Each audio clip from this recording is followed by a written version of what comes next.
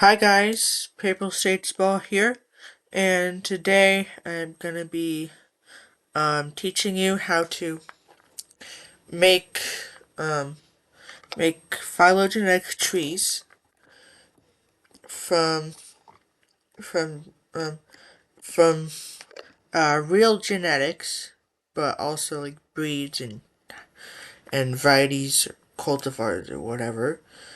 And then this tree right here uses real body genetics to determine how closely related they are. And this tree was made using this tree, which, like I said before, this was made using real genetics. So, um, and then it tells you right here, but, uh, this one is really long, so, anyway, so, um, so just ignore this, and I'm gonna tell you how to get to this page. So first, go to your browser of choice, and then look up NCBI. Click the first link you see, and then um say you want to make one with budgies like this one. So you're gonna want to do the formal name for whatever you are, just not a scientific name. So for example, the formal name of the budgie is budger budgeriger. I don't know how to say that, but anyway, Um, it's Budgerigar. I don't know how to pronounce that. Anyway, so, for example, say you want to get the genome for this violet budgie here. You would search violet budgerigar in all databases. Make sure this is all databases. So you would search for violet budgerigar, and then it says assembly slash genome right here. Don't click this. Um, so you'll see that it says identical protein groups right here. Um, so preferably if the SRA thing has results, you're going to want to click on the SRA, but it doesn't, so you're going to want to click on identical protein groups. And then it shows, um, then it shows, um, some groups. So you're gonna want to scroll down to um, so this is the scientific name.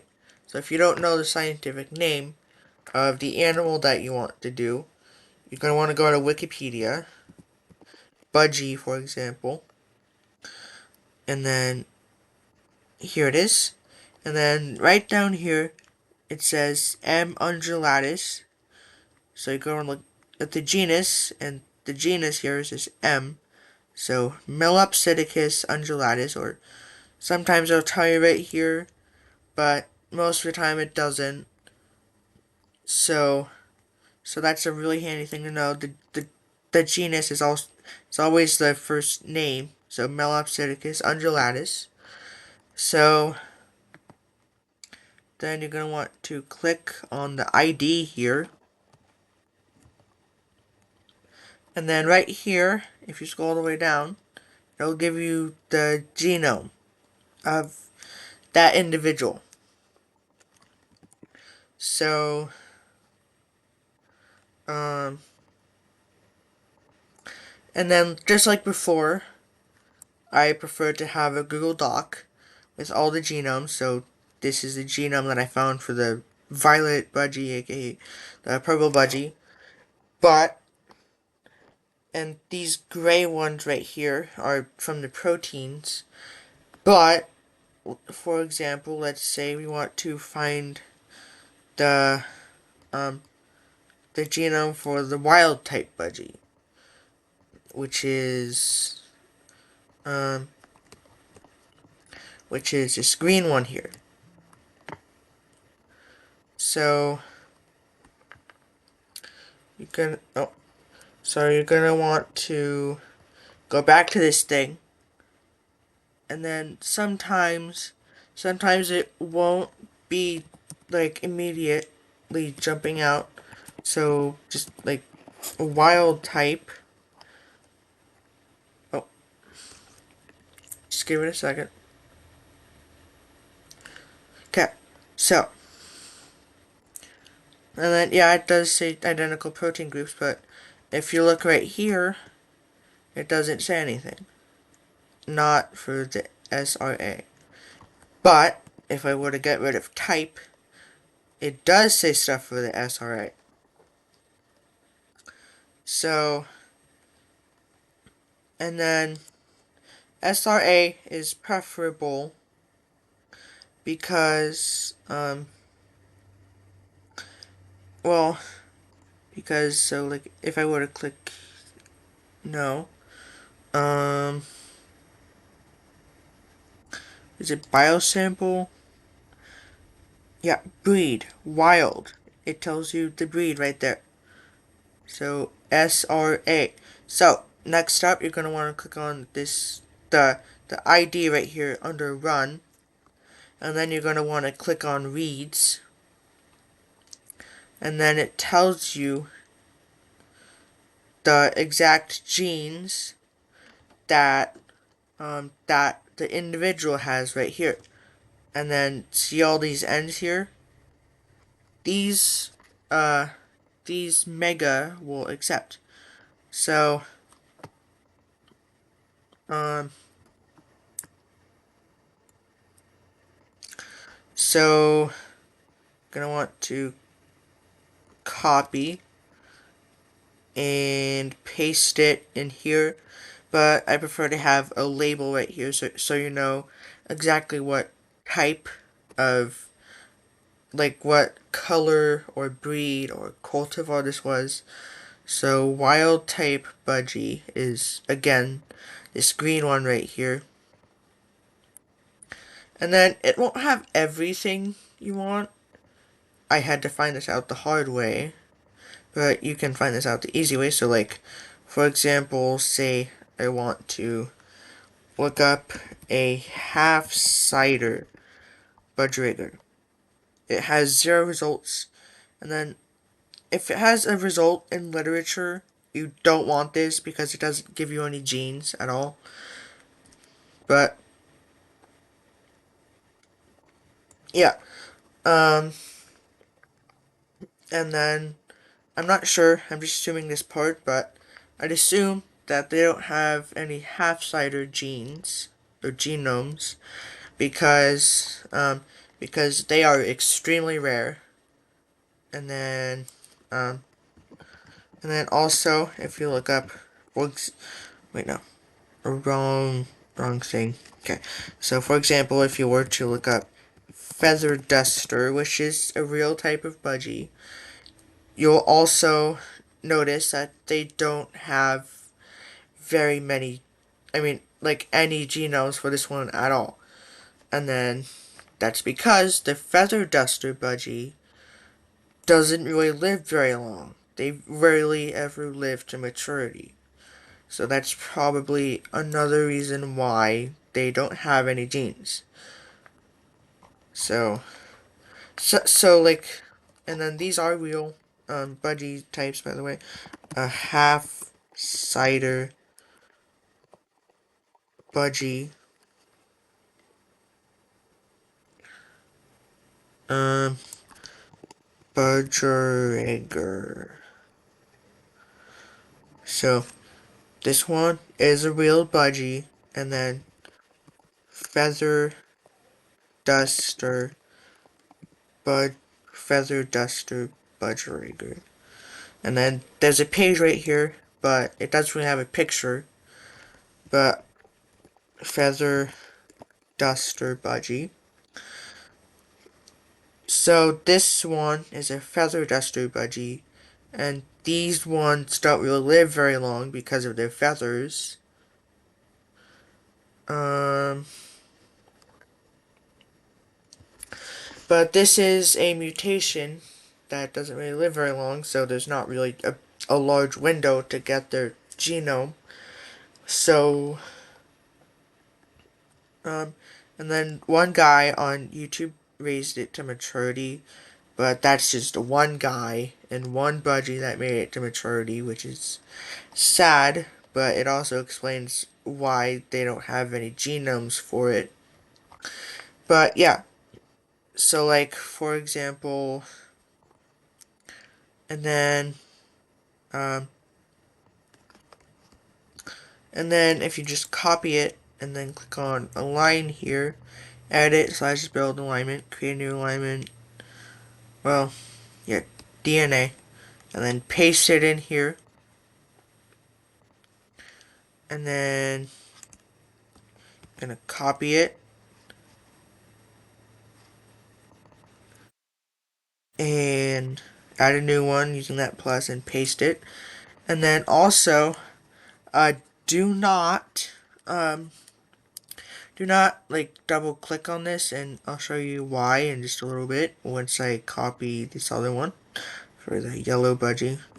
Copy, and so like say I were to paste it like this, it does not paste the genome.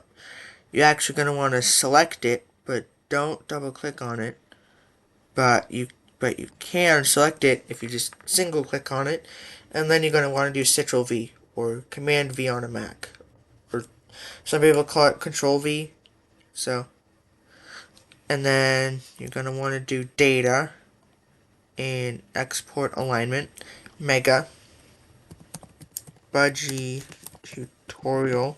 So what I'm going to call it, budgie tutorial, because I already made a budgie one. And protein coding nucleotide sequence data. Sometimes you will have protein coding genes, so you just want to click on yes, and then click on the X, and then construct test maximum likelihood. Okay, so phylogeny, construct slash test maximum likelihood tree, and then double click on your file that you just exported, or if you don't have at least 4 of them. Okay, there you go. And um, and and it'll give you the um, the um, the the tree from the file, and then so like this button up here makes the branches all equal, like look equal length, and then click it again to get rid of it, and then the branch lengths. This is the numbers here, so that's the length that the branch would usually be. And scale bar, that's for this, that's for scale. Group names, I I guess that's for the genome. And caption, I guess this is this. Okay.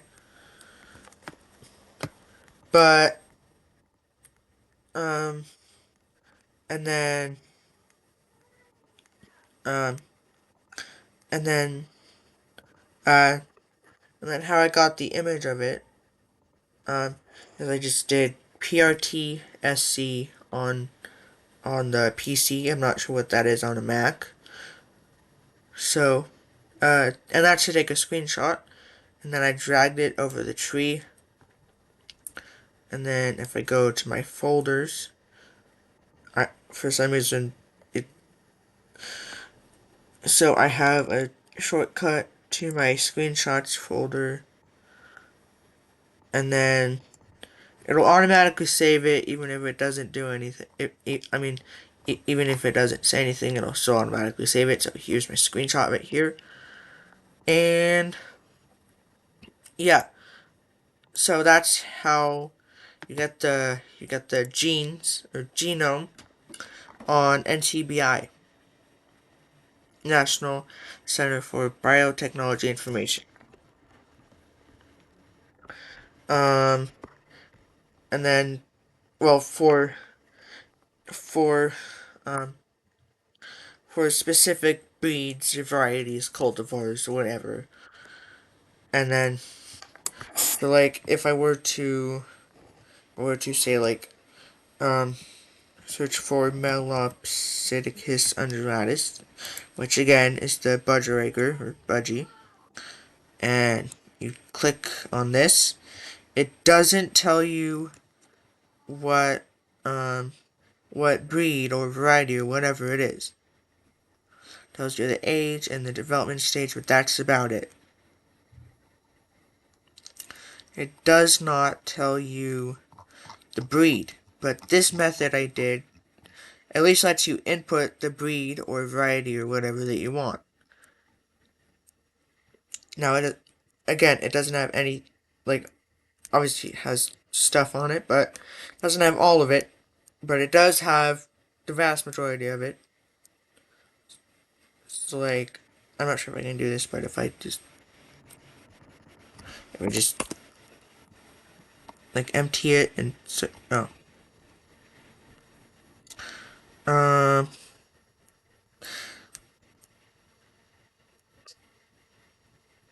yeah, it's like if I were to just like put in Budgerigar here, it has thousands, well, hundreds of SRA, but it has thousands of protein groups, which makes this an excellent resource for making phylogenetic trees, like this one. But yeah, that's all for today. And yeah, bye guys.